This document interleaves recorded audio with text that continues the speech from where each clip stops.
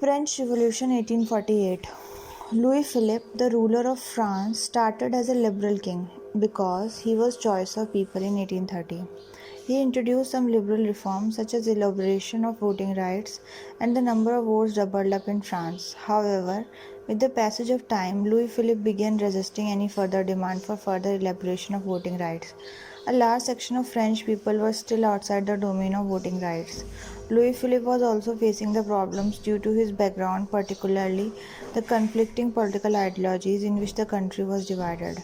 One major section of political ideology was called the Legitimatists, who wanted that the kingship should go to a legitimate successor of the Bourbon dynasty.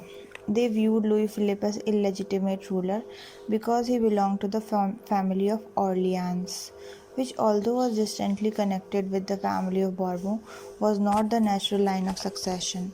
The second powerful section was known as the Bonapartist, which wanted somebody directly from the family of Napoleon Bonaparte to become the king of France. They were inspired by the past glories of the leadership of Napoleon Bonaparte.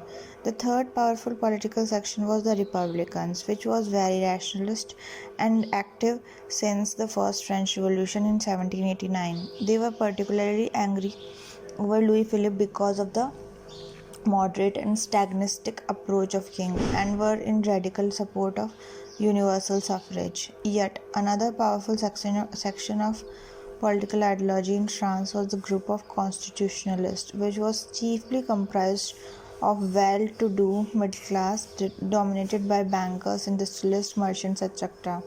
This group favored continuation of constitutional monarchy directly represented by Louis Philippe, and therefore this was the only group which supported Louis Philippe. A new political force had developed in France by then in the form of socialism, and the socialists were led by the most important socialist leader of France, Louis Blanc, whose famous book The Organization of Labor prepared the ground for socialist movement. In his book, Louis Blanc had agreed for elimination of private capital, introduction of the principle of right to work for all, and also emphasized the duty of the state to provide work for all. When France seizes, Europe catches cold. The immediate factor which led to the outbreak of disturbances was the conflict between the two ministers, Thiers and Guizot, of Emperor Louis Philippe. Of the two, Thiers represented liberal values and his support extension of franchise. Guizot was just the opposite, who resisted any such move. It was Guizot who was PM in 1848, and the king, out of his own compulsion, was supporting Guizot.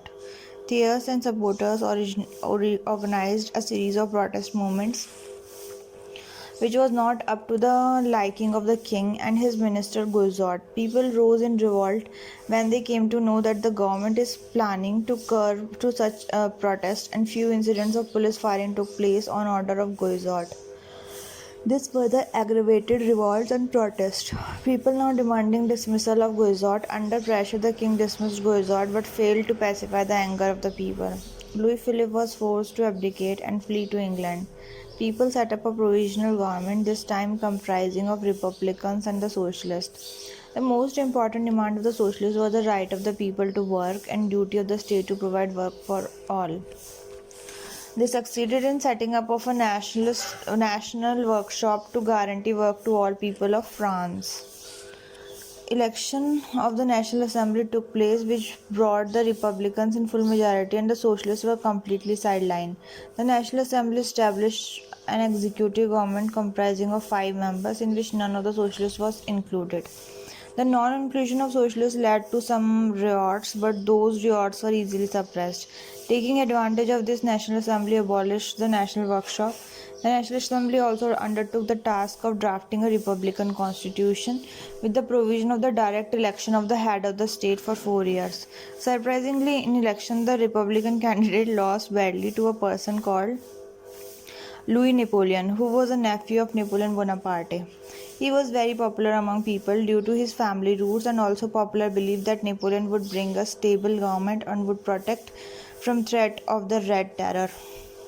With the victory of Napoleon, the popular opinion in France also shifted from republicans to the constitutional monarchy.